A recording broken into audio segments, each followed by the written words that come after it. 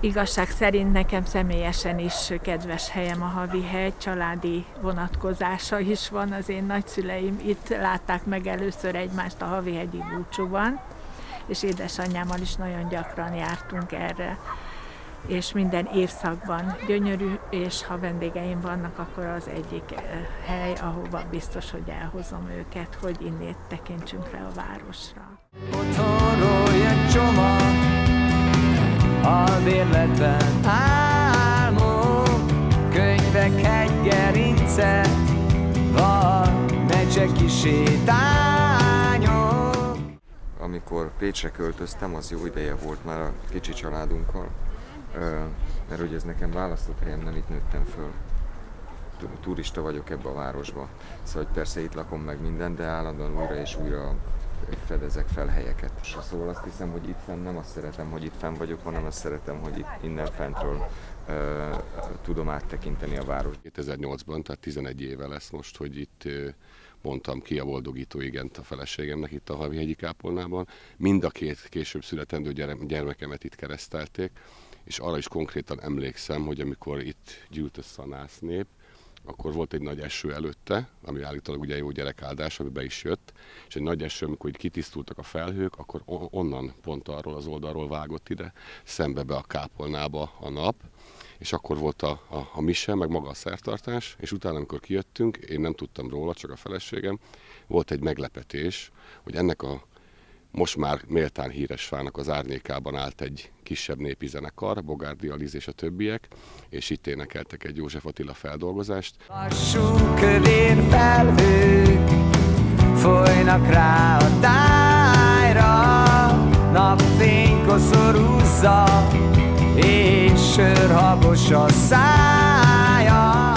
Igen, hát fotósként érdekes a Havihegy, főleg itt a templomok, kápolna környéke, mert nem csak maga ez a hely érdekes téma szempontjából, hanem innét a kilátás is. Hát érdekesség, ahol mi lakunk, ez még a dédnagyapámnak volt, a dédnagyapám vásárolta a házat, és ott lakunk a mai napig is, és a tetőablak az egy régi rózsaablak, és a Havihegyre van tájolva, pont a fára és a kis kápolnára. És nagyon érdekes, hogy a Széchenyi tértől látszik a fa is, meg a templom is egy jó teleobjektívvel, tehát befogható és a házak között szépen kivehető. 2 dombbal odébb születtem a Frühweisbe, de a Tettye az mindig, tehát ez közel van azért ide, és kedvenc kirándulóhelyünk volt a délutáni vasárnapi sétákkal. A fákkal a korszerű tájtervezés, illetve a kertészet művészete nagyon régóta él, úgy, mint architektonikus elemmel.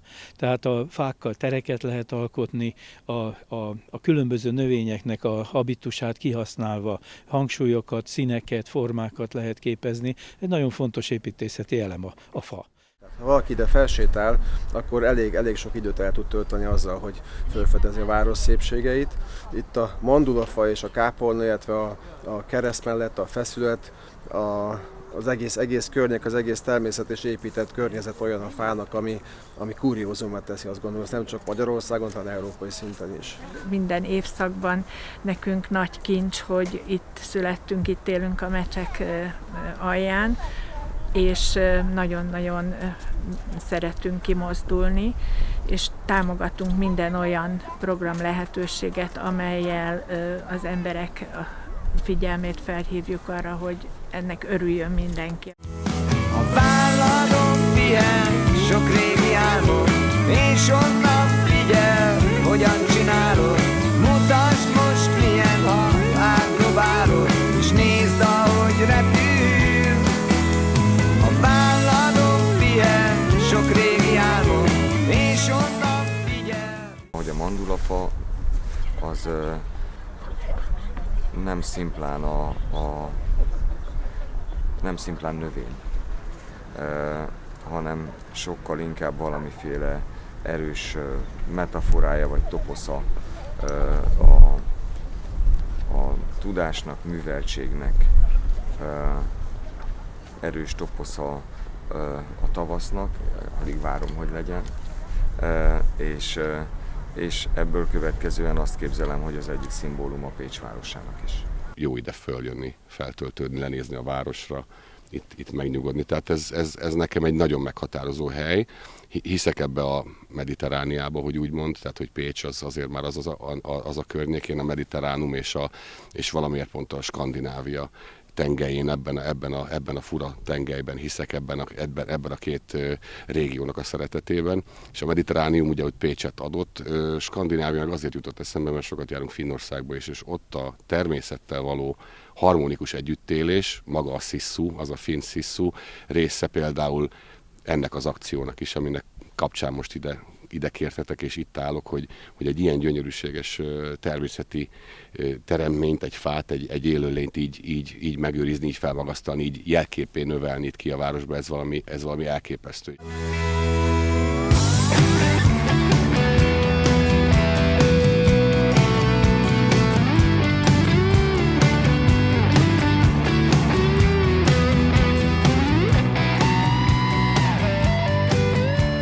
Sokféle hagyományból a legérdekesebb, legjelentősebb számunkra a pannóniai mandulafa. Pannóniában vagyunk, ez jelentheti Magyarországnak a nyugati felét, de a humanista használatban egész Magyarországot jelenti. Janus Pannonius verse az, amely megörökítette a merész mandulafát, amely a téli hónapokon át is virágzik.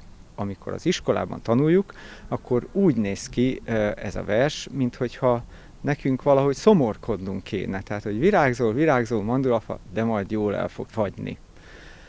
Az eredeti szöveg az ennek az ellenkezőjéről szól.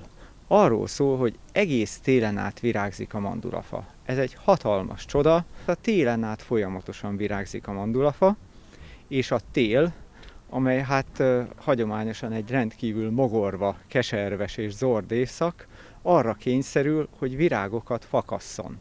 Tehát, minthogyha egy nagyon goromba embert arra kéne rábeszélnünk, hogy mostantól fogva legalább egy napig azzal kompenzálja, billentse helyre a sok gorombaságát, hogy mindenkinek virágot adjon, akivel szembe jön. Hát egy nagyon érdekes versről van szó, bizonyos értelemben, átvitt értelemben arról szól, hogy a tehetség legyőzi a legzordabb körülményeket is.